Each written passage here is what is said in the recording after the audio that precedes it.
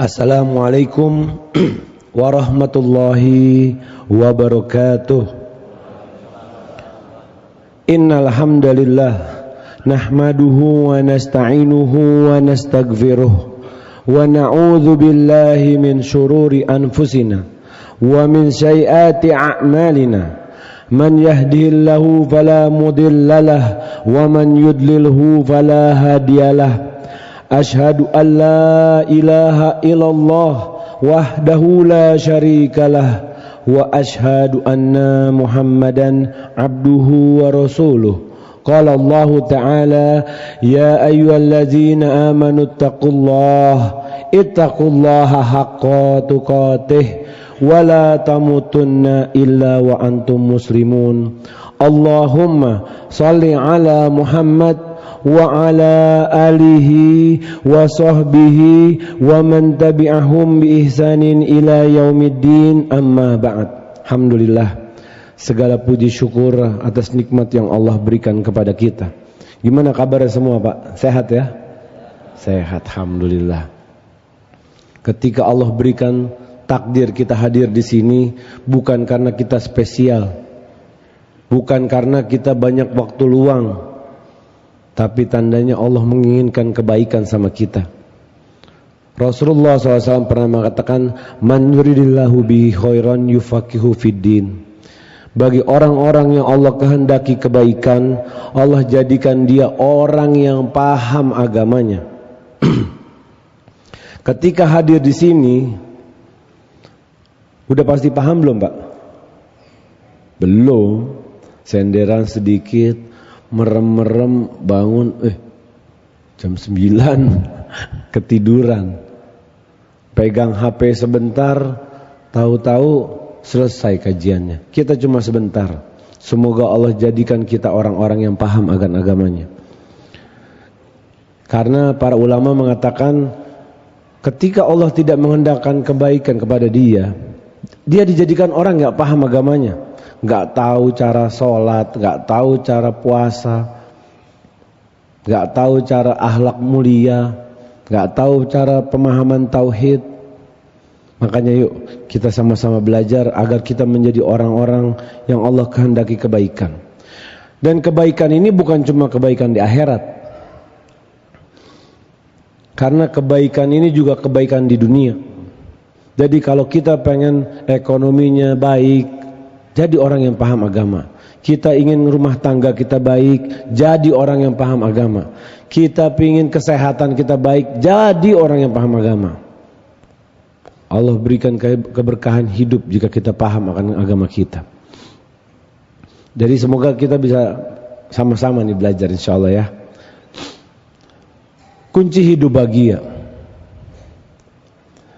sudah menjadi keinginan semua manusia. Udah bahagia belum semua nih?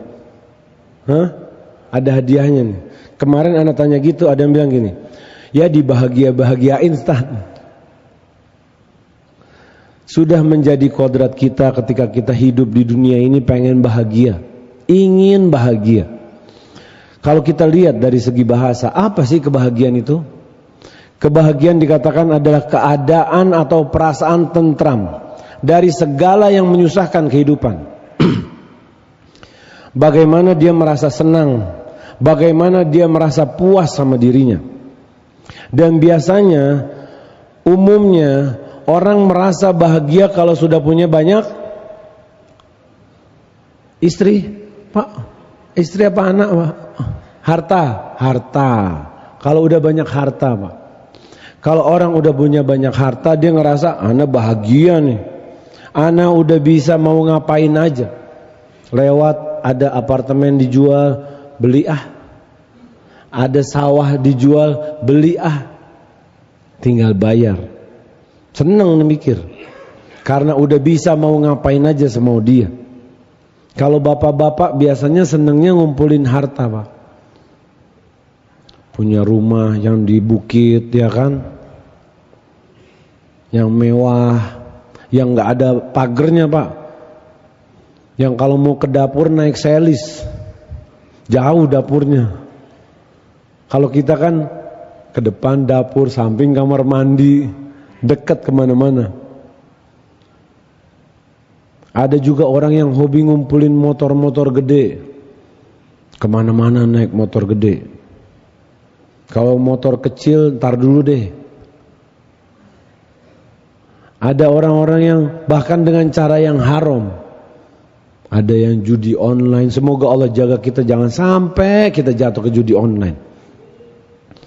Ada bapak-bapak yang nganggap bahagia itu nikah lagi.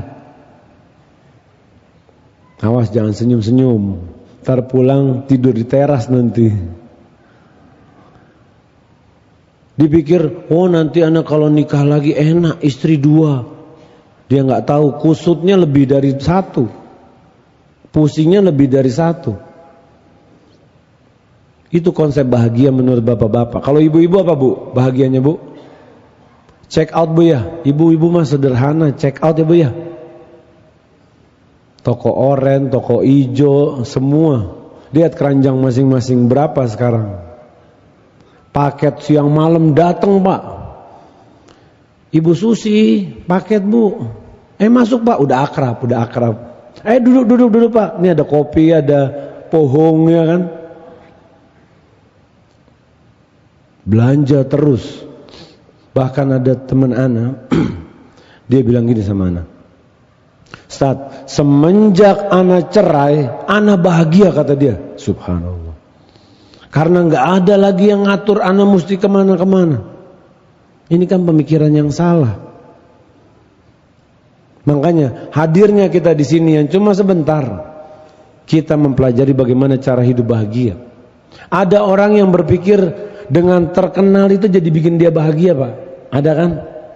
Bikin konten-konten bahaya, berdiri di pinggir tebing, biar banyak followernya, makan satu nampan, biar banyak yang likes. Nanti habis itu ujung-ujungnya apa? Duit juga, biar banyak hartanya. Ternyata kalau kita lihat datanya, harta nggak bikin bahagia pak. Ada seorang artis di Amerika, rumahnya di California pak, bukan di Kalimalang, bukan, California. Itu 1.100 hektar bang, hampir besarnya sebesar kota Magelang. Itu rumahnya dia aja. Ada kebun binatang, ada dufannya, lengkap semua. Terkenal, banyak uang, bunuh diri. Seharusnya logikanya kalau kaya itu bahagia, bunuh diri nggak dia? Enggak. Nggak mungkin kalau bahagia itu bunuh diri. Ngapain? Orang dia lagi nikmatin hidup seenak-enaknya kata dia. Nggak bahagia dia. Kadang dicari dengan susah payah, dipertahankan dengan susah payah. Karena itu adalah bahagia versi orang awam, bukan versi orang Islam. Karena agama Islam ini adalah agama yang ingin bahagia buat kita pak. Bukan Allah SWT pengen kita susah. Inna dina yusrun. Sesungguhnya agama ini mudah. Semakin kita menjalani syariat kita, semakin mudah hidup kita. Semakin kita jauh dari syariat Islam, semakin kesasar. Dan para ulama sudah membuat kesimpulan dari dalil-dalil yang ada, bahwa kunci hidup bahagia itu ada 3 pak. Dan kebahagiaan yang hakiki menurut agama Islam adalah kebahagiaan yang benar. Kita lihat orang-orang yang beriman, ulama-ulama yang soleh. Ada nggak yang bunuh diri pak? Nggak ada. Walaupun hidupnya susah kan. Beda dengan orang yang lalai, beda orang yang jauh dari Allah. Walaupun kaya, hatinya akan selalu gelisah, tidak merasakan kebahagiaan yang hakiki. Ada nggak orang kaya yang rumahnya nggak ada CCTV? Ada nggak pak? Nggak ada. Ada nggak orang kaya yang nggak punya berangkas di dalam rumahnya? Nggak ada. Kadang security-nya banyak pak, lebih banyak daripada isi rumahnya. nggak bahagia tuh. Nah, kita belajar bagaimana kebahagiaan versi Islam, karena Allah janjikan dalam surat An-Nahl ayat 97, Allah Subhanahu wa taala mengatakan, "Man 'amila salihan min dzakarin aw untha wa huwa mu'minun falanuhyiyannahu hayatan thayyibah." Siapa yang beramal soleh dari laki-laki atau perempuan dan dia beriman, maka akan kami berikan kehidupan yang baik. Kita hidup berapa kali, Pak? Dikasih bocoran nih. Berapa? 1 atau 2? 1 atau 2? 2. Allah katakan kita hidup 2 kali. Kaifa takfuruna billahi wa kuntum amwatan fa ahyaakum. Kenapa kau kufur sama Allah? Bahwa tadinya kamu mati, kemudian kamu dihidupkan. Tsumma yumitukum, kemudian kamu dimatikan lagi. Tsumma yuhyikum, dan kamu dihidupkan lagi. Kita hidup 2 kali, Pak. Hidup di dunia dan di akhirat. Ketika Allah menjanjikan kehidupan yang baik di dunia dan di akhirat, tidak dikatakan di sini akan diberikan kehidupan yang baik di akhirat, enggak. Nah, kita pelajari nih, apa kunci hidup bahagia. Yang pertama, jika kita ingin hidup bahagia, jika diberi nikmat, bersyukurlah. Karena kita manusia memang suka ngeluh. Allah katakan dalam surat Al-Ma'arij ayat 19, Inna insana khuliqa halu'ah. Sesungguhnya manusia diciptakan suka ngeluh. Wah, Lamongan panas pol katanya. Ngeluh. Hujan turun sedikit, Allah berikan. Dikit ini kurang. Cuma becek aja ini, ngeluh. Dikasih hujan banyak, woi jangan, banjir semua nih. Ada kita bersyukurnya kepada nikmat yang Allah berikan. Bersyukur susah apa mudah, Pak? Siapa yang berani angkat tangan? Ada hadiahnya nih. Bersyukur sulit atau mudah? Mana? Mudah, benar. Oke, diterima dulu. Ada pendapat lain? Mudah juga, Masya Allah, barakallahu fiik. Bersyukur sulit, Pak. Allah katakan dalam surat Saba ayat 13. Allah katakan, wa qalilum min ibadiyas syakur, dan amat sedikit hambaku yang bersyukur. Kalau sedikit tandanya susah apa mudah?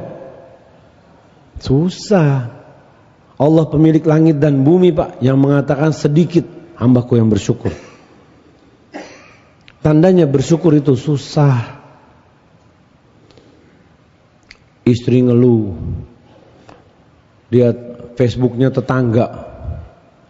Bang, lihat bang, lagi jalan-jalan dia ke Batu bang, tetangganya lagi ke Batu. Kita bang nikah gak kemana-mana, di rumah-rumah tok kata dia.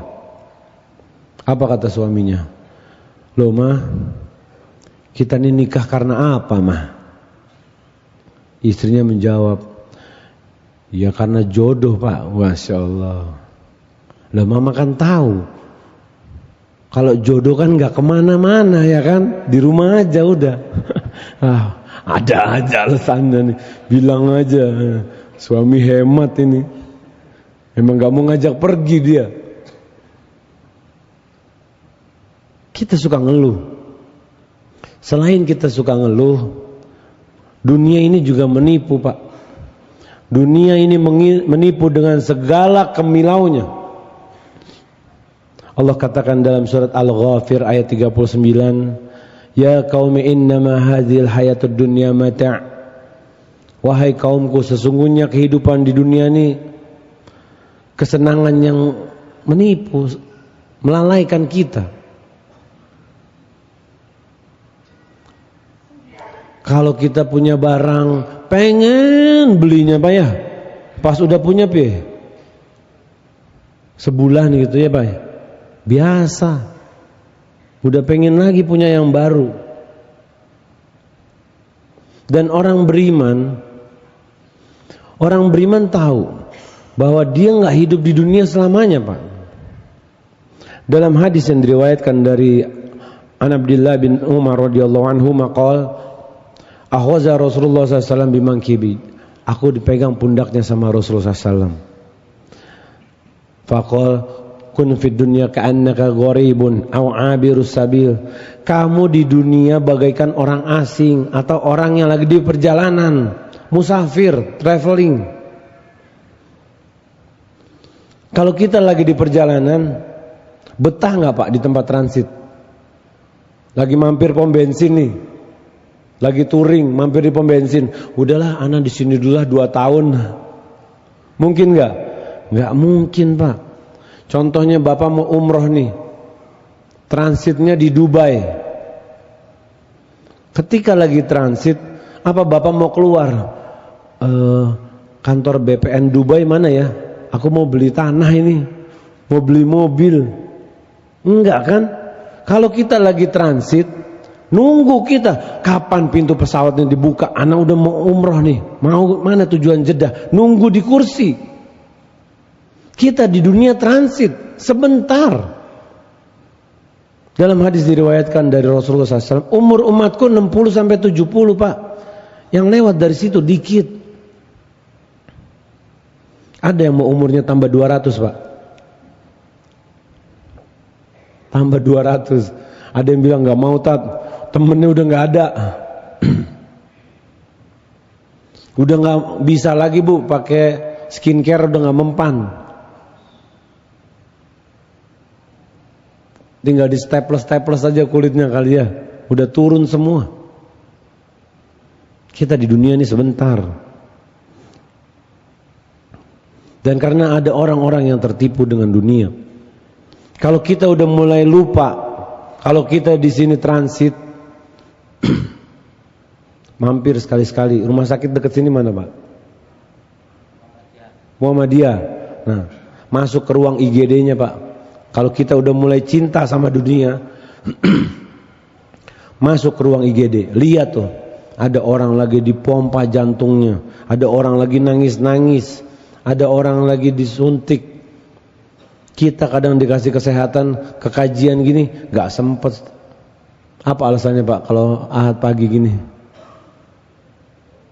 Ngantuk, mancing. Ada alasannya. Dan kita gak mau jadi orang yang tertipu. Bagaimana cara bersyukur? Apakah cuma bilang Alhamdulillah selesai? Enggak. Ketika kita bersyukur kepada Allah, yang pertama memang lisan kita, persaksian bahwa ia telah diberi nikmat sama Allah SWT. Yang kedua, hatinya tuh muncul rasa cinta kepada Allah SWT. Dan yang ketiga, kadang kita suka lupa dengan anggota badan kita.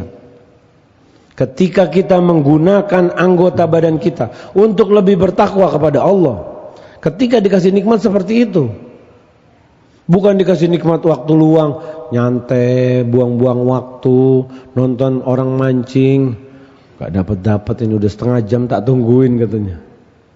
Sayang Pak waktu kita Pak. Yang seharusnya kita bisa baca Quran, yang seharusnya kita bisa silaturahim, yang seharusnya banyak yang harusnya bisa kita kerjakan.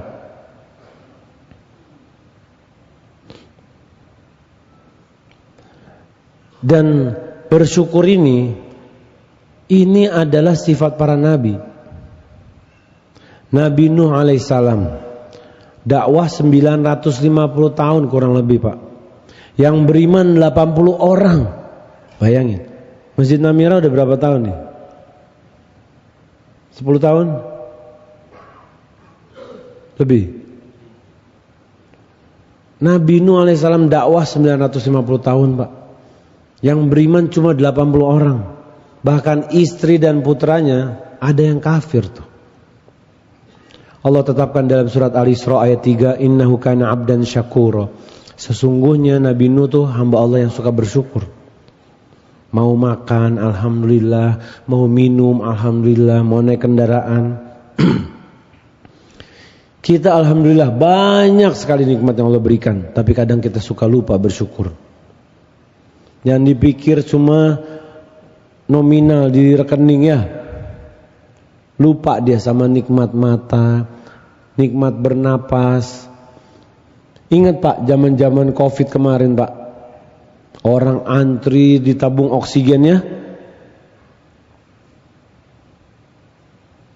Mau ketemu saudara susah. Kalau udah gini lagi lupa lagi kita. Jangan lupa, nikmat itu pernah Allah cabut. Tapi sekarang Allah kembalikan lagi. Rasulullah SAW, manusia yang dijamin masuk surga Pak, tetap bersyukur tuh kepada Allah SWT. Dalam hadis yang diriwayatkan dari Aisyah radhiyallahu anha, Rasulullah SAW kalau sholat lama Pak, lama kalau sholat, sampai kakinya tuh kulitnya keras-keras. Ditanya, bukankah semestinya, ditanya, kok sholatnya lama? Bukan semestinya. Ditanya, kok udah diampuni dosanya yang lalu dan masa datang. Ngapain masih sholat sampai kaki keras-keras? Kemudian Rasulullah SAW mengatakan, afala akunu abdan syakur. Apa aku nggak boleh jadi hamba Allah yang bersyukur? Manusia yang sudah dijamin masuk surga bersyukur sampai kakinya keras-keras kulitnya. Kalau kita kulit kaki kita keras kenapa Pak? Melinjo, asam urat stat, emping disalahin. Dan bersyukur ini ibadah bukan? Ibadah. Fadhkuruni azkurkum washkuruli wala takfurun. Bersyukur sama aku dan jangan kalian kufur. Ketika kita tidak bersyukur kepada Allah, itu adalah bentuk dosa kita, bentuk bangkang kita. Dan kalau kita ingin nikmat kita ditambah sama Allah, kuncinya satu. Wa idz ta'azzana rabbukum la in syakartum la azidannakum. Jika engkau bersyukur, aku benar-benar pasti tambah nikmat buat engkau. Jika nikmat yang selama ini kita miliki ingin ditambah sama Allah, kita jadi hamba Allah yang bersyukur. Itu yang pertama ya. Kunci hidup bahagia yang pertama ketika diberi nikmat bersyukur kepada Allah SWT. Yang kedua adalah ketika diuji dengan kesulitan, bersabarlah kepada Allah Subhanahu wa taala. Kita hidup sebagai manusia punya ujian masing-masing. Ada ujian ekonomi, ada ujian kesehatan, ada ujian istri, ada ujian anak. Dan sahabat pernah bertanya kepada Rasulullah SAW, ya Rasulullah, ayun nas asyaddu bala, manusia mana yang paling berat ujiannya? Faqala, dan dijawab, al-anbiya, para nabi-nabi Pak. Tsummal amsal wal amsal, kemudian yang serupa dengan beliau dan serupa dengan beliau imannya. Jadi maksudnya para ulama atau yang di bawahnya. Dan indahnya hadis ini dikatakan fayubtala rajulu ala hasabi dinih. Seseorang diuji atas level imannya. Imannya segini, ujiannya segini Pak. Imannya segini, ujiannya segini. Ya udah Ustaz, imanku segini aja biar ujiannya rendah. Enggak bisa. Kita diperintahkan menaikkan terus iman kita. Seorang mukmin yang soleh akan makin berat ujiannya. Untuk meninggikan derajatnya dia. Agar semakin besar ganjaran pahala yang Allah siapkan. Jadi kita jangan merasa aman. Kalau sholat bolong-bolong, puasa bolong-bolong, tapi hidup baik-baik aja. Rezeki ada, istri sehat, anak-anak sehat, mobil punya, rumah punya. Tapi kalau sholatnya bolong-bolong, agamanya bermasalah, hati-hati. Ini jebakan istidraj. Dan ketika kita diuji, kita harus tahu bagaimana menyikapi ujian itu. Jadi bukan bertanya, kenapa anak diuji nih Ustaz? Tapi yang harus kita lakukan, bagaimana kita menghadapi ujian itu. Apakah kita ridho atau murka? Dalam hadis Tirmidzi, Rasulullah SAW mengatakan, wa inna allaha idza ahabba qauman ibtalahum, jika Allah cinta sama satu kaum, Allah uji dia. Faman radiya falahu ridha, siapa yang ridho, Allah ridho sama dia. Wa man sakhita falahu sukhut, siapa yang murka, enggak terima dengan ujian Allah, Allah murka sama dia. Jadi indikasinya bagaimana kita menyikapi ujian itu. Bukan bertanya, kenapa ana yang diuji Ustaz? Bukan dia aja, kan enak kalau dia, bukan ana. Kalau dulu pernah kerja di tempat haram, ujiannya mah sepele. Tapi kalau kerja udah pindah tempat yang baik, yang aman, yang jauh dari dosa, akan ada ujian lain. Dan kita sepatutnya husnuzon kepada Allah Subhanahu wa taala. Jangan berpikir ujian ini untuk menghinakan kita. Karena dalam hadis Bukhari, Rasulullah SAW mengatakan, ana inda zonni abdi bi, aku sesuai prasangka hambaku. Kita suuzon, kita berpikir buruk, keburukan yang kita dapat. Tapi jika kita berpikir positif, ini ujian pasti yang terbaik. Musibah ini takdir terbaik yang Allah berikan. Dan Allah ingin menaikkan derajatku. Bahwa Allah cinta sama kita. Ketika kita diberi ujian, buktinya itu bagaimana kita makin dekat atau makin jauh sama Allah. Kalau ujian kesulitan, untuk dekat kepada Allah lebih mudah Pak, ya kan? Tapi coba ujian kenikmatan, bisnis booming, rekeningnya miliaran, wah susah mau ingat sama Allah tuh. Ana punya teman, suatu saat ketemu dia di rumah. Kenapa gak kerja? Ana tanya. Iya, Ana baru dipecat. Tadinya dia group head di perusahaan di Jakarta. Ada politik ini itu, dia bilang. Iya, udah. Ana pengen lebih dekat sama Allah. Wah, alhamdulillah. Azan zuhur ke masjid kita. Sholat. Selesai sholat, Ana pakai sepatu di luar. Ana tungguin hampir sejam gak keluar-keluar. Lagi nangis, ya Allah kenapa hidupku begini. Nangis dia. Ana seneng. Teman lama Ana ibaratnya udah kembali cinta kepada Allah. Habis itu Ana gak ketemu 2 bulan. Ana telepon habis Isya. Ada kajiannya habis Isya, yuk hadir yuk. Dia bilang apa? Maaf Ana gak sempet sekarang. Ana sekarang jadi komisaris. Boro-boro kajian, sholat aja bolong-bolong kata dia. Subhanallah. Meeting terus katanya. Ketika diuji dengan kemudahan, sulit. Dan kita harus hati-hati, jangan sampai jadi orang yang tertipu. Kadang kita ngerasa, Tat, ujian Ana berat, Tat. Kadang kita lupa. Rasulullah SAW menguburkan 6 Pak anaknya Pak. 6. Kita 1 aja kebayang gak Pak? Ana pernah dengar cerita ada satu ustadz. Itu mau sholat jenazah anaknya tuh. Dengkulnya kayak gak ada tulangnya kata dia. Dilihat anaknya udah pucet, ya Allah. Rasulullah SAW nguburin 6 Pak. Ujian kita gak seberapa nih. Kadang kita yang ahwat mau nikah batal H-3. Wah, komplainnya di status di mana, tulis di mana-mana. Ujianku berat ini. Enggak. Ada orang-orang yang lebih soleh dari kita. Yang ujiannya lebih berat daripada kita. Dan ketika kita dikasih kesulitan, bukan Allah mau menghina kita, menghinakan kita, bukan. Bukan Allah ingin kita binasa, bukan. Tapi Allah mau ngetes sejauh mana penghambaan kita kepada Allah Subhanahu wa taala. Karena ibadah di saat sempit lebih besar ganjarannya, lebih sulit dibandingkan ketika lagi lapang. Ketika bisnis lagi susah, mesti nafkahin istri, mesti nafkahin anak, itu lebih besar pahalanya.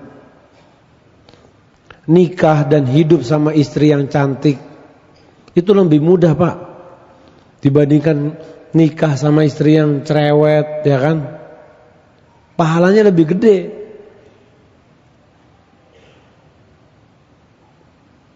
Jadi harus banyak bersyukur kita. Jangan komplain, tat istriku tat. Belum buka pintu, suaranya udah kedengeran ngomelnya. Pahalanya lebih gede Pak. Sabar. Dakwahin.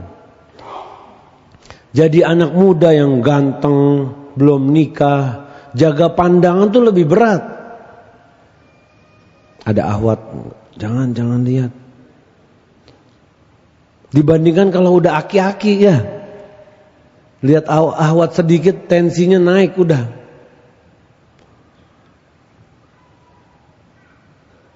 Dan sabar itu bukan setelah sepekan, 2 pekan, sebulan, tat aneh udah sabar. Bukan.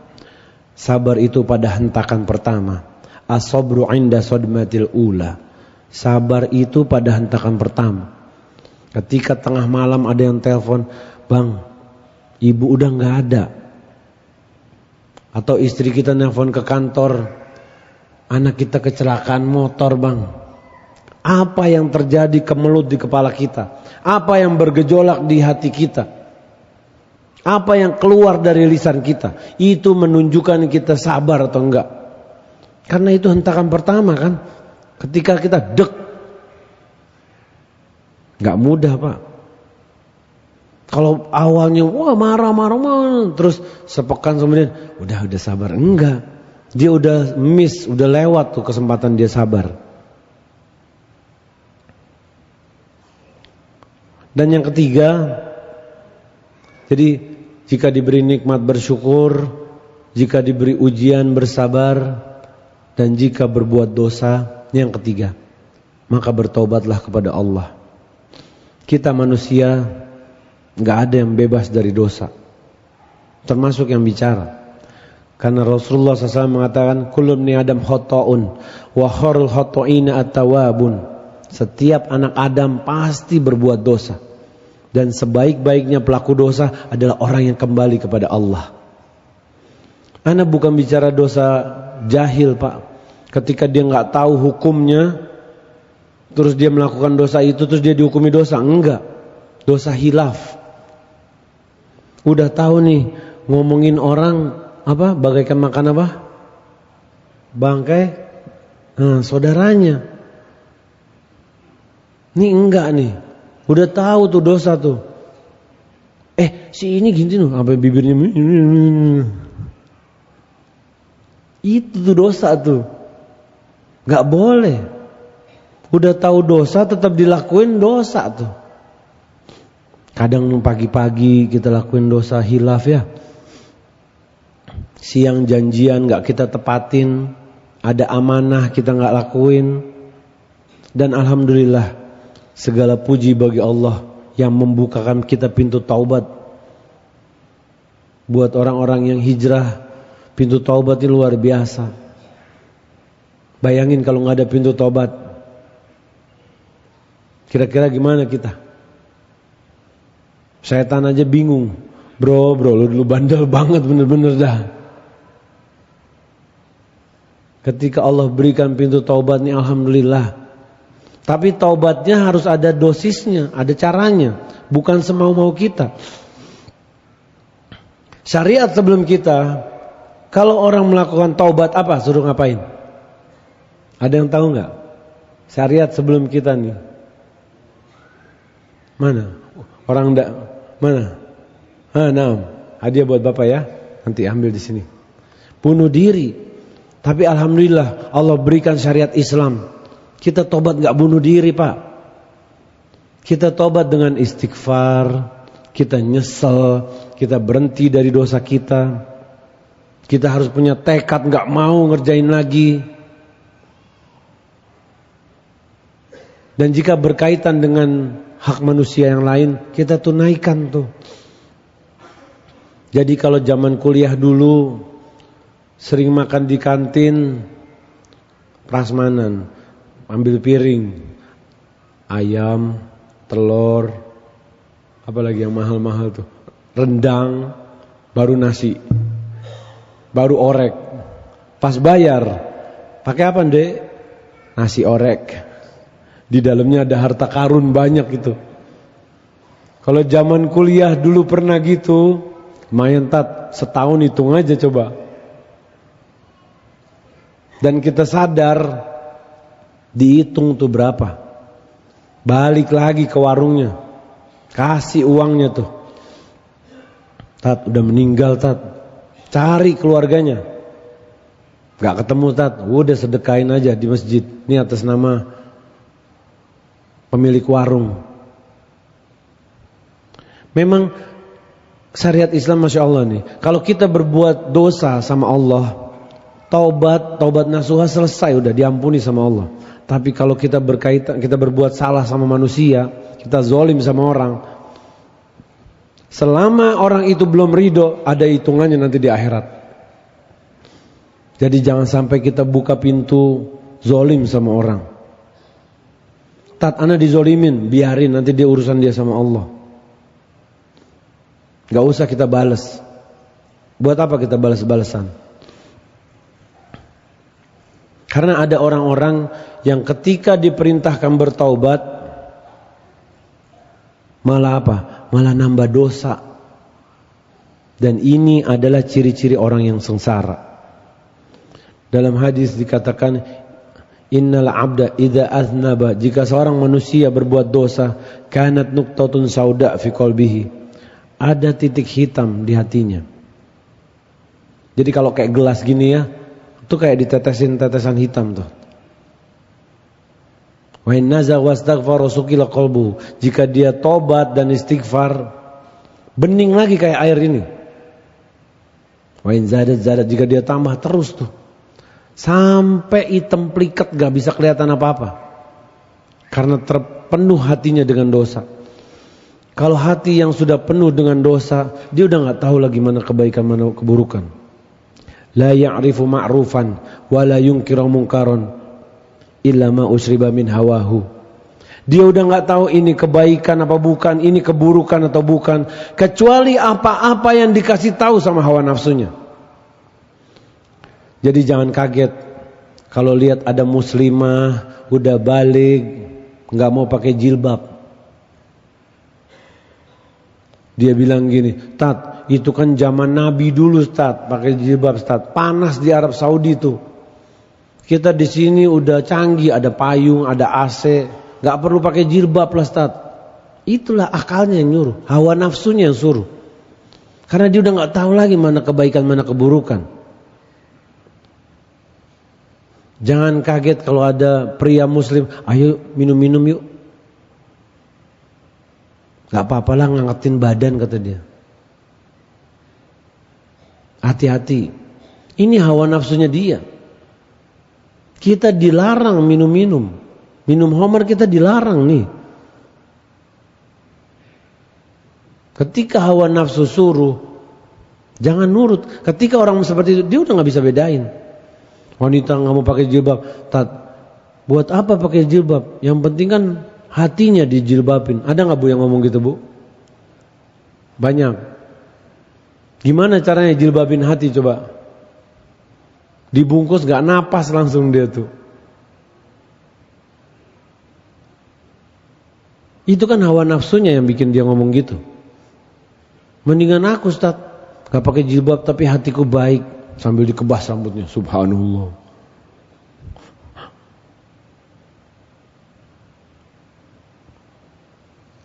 Akhirnya apa? Dia ngikutin hawa nafsunya, na'udzubillah. Ada suatu kisah di zaman tabiut tabi'in. Apa tabiut tabi'in? Generasi keberapa setelah sahabat? Tabiut tabiin. Generasi kedua kan?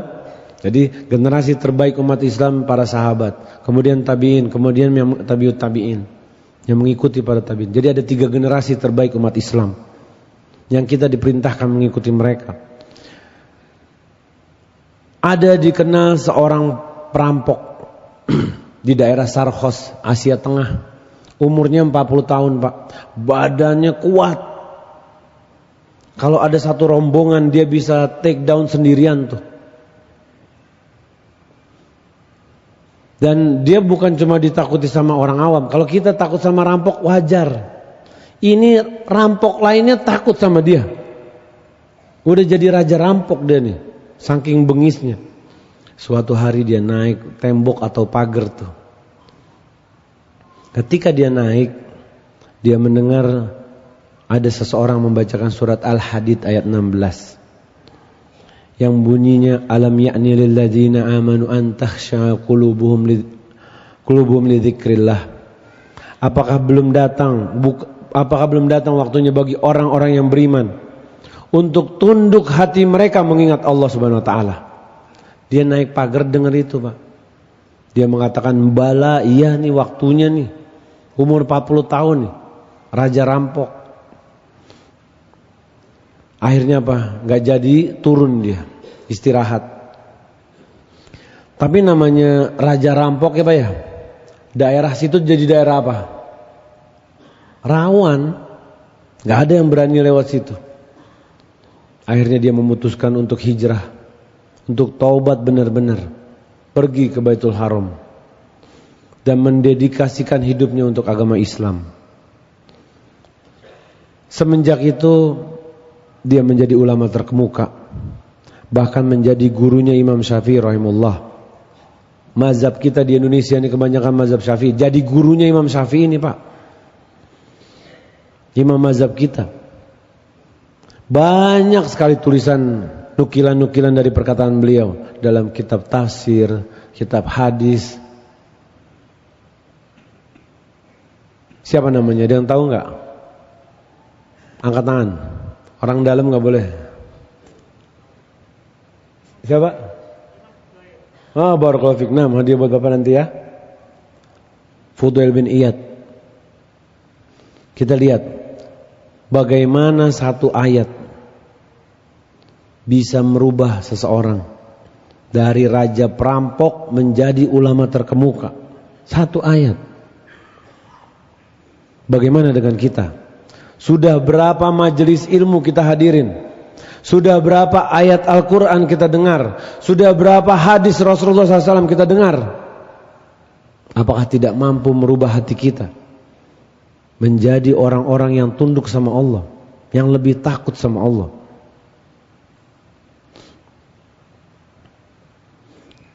Karena cita-cita kita mencari surga. Kita ingin surga di dunia dan surga di akhirat. Ibnu Taimiyah rahimahullah beliau mengatakan, di dunia ini ada surga, Pak. Siapa yang tidak masuk surganya Allah di dunia, dia tidak akan masuk surganya Allah di akhirat. Jadi sini nih taman-taman surga nih. Ketika kita belajar sama-sama. Ulama Ibnu Qayyim rahimahullah beliau mengatakan, surga dunia itu ketika kita mengenal Allah. Ketika kita mencintai Allah. Ketika kita mampu berdoa dengan khusyuk meminta kepada Allah SWT. Benar-benar takut dalam berbuat. Takut ada yang salah. Takut ada yang gak benar. Takut ada yang bikin Allah marah. Itu surga dunia yang harus kita raih. Bukan tipuan dunia. Oh, pengen punya duit banyak, Ustaz. Pengen punya mobil banyak. Pengen punya ini, punya itu. Bukan itu. Kita lihat betapa banyak kisah orang hijrah ya. Yang tadinya pemusik, yang tadinya orang bandel, terus dia hijrah. Dia mendalami agamanya. Dan dia merasakan, aku merasakan ketenangan hidup nih. Aku menikmati nih. Bahkan ada yang sampai belajar bahasa Arab. Ada yang hafal Quran di penjara. Dia merasakan ketenangan dalam hidupnya. Kesimpulannya, ini 3 kunci bahagia yang harus kita kerjakan kalau kita ingin bahagia.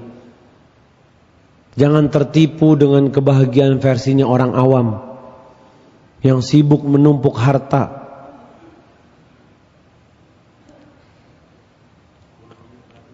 Nah, adalah ketika kita diberi nikmat, kita bersyukur kepada Allah Subhanahu wa taala.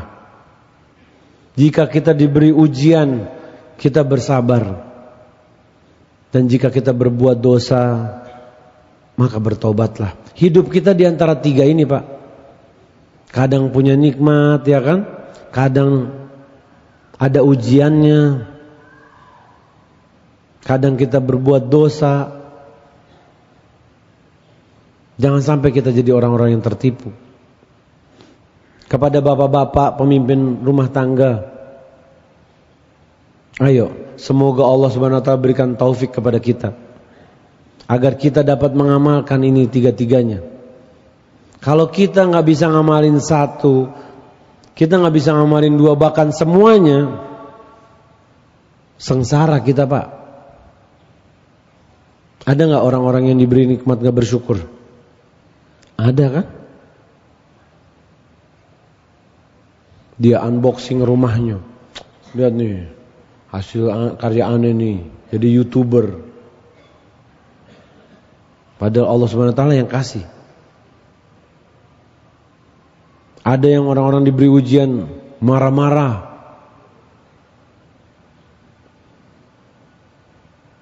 Ada orang-orang yang jika berbuat dosa malah tambah kelakuannya makin nauzubillah. Kita nggak mau jadi orang-orang seperti itu. Kita ingin berusaha dan selalu minta kepada Allah agar kita diberikan kemudahan, agar kita mampu mengamalkan ini semua. Sepertinya sepele, ya kan? Tapi dalam pengamalan gak mudah, Pak. Karena ini berkaitan dengan keimanan kita. Dan buah dari ilmu itu, di sini kita baru teori kan? Baru belajar teori nih. Pengamalannya ketika kita hidup di dunia nyata nanti, ketika kita keluar dari masjid ini, itu baru pengamalannya. Bagaimana kita menghadapi keseharian kita. Ada hal-hal yang tidak menyenangkan. Apakah kita marah-marah?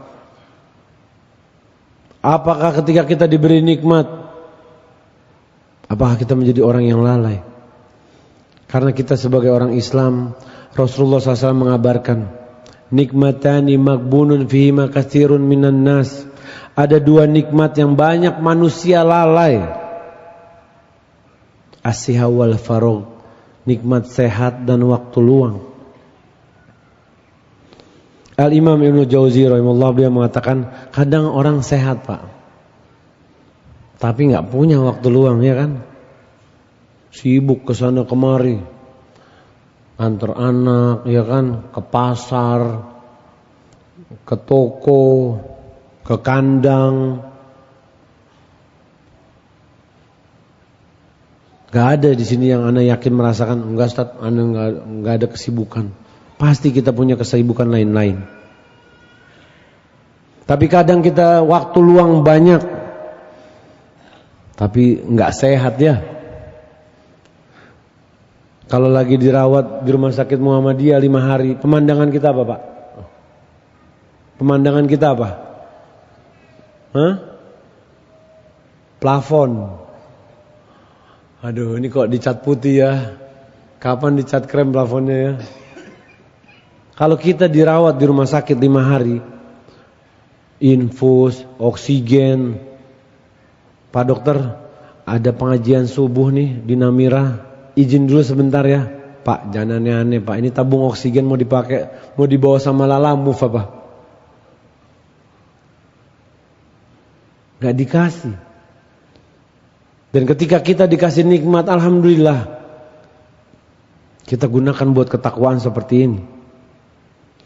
Namun ingat, beliau juga mengatakan, jika terkumpul 2 nikmat ini, nikmat sehat dan waktu luang, Beliau mengatakan akan datang rasa malas.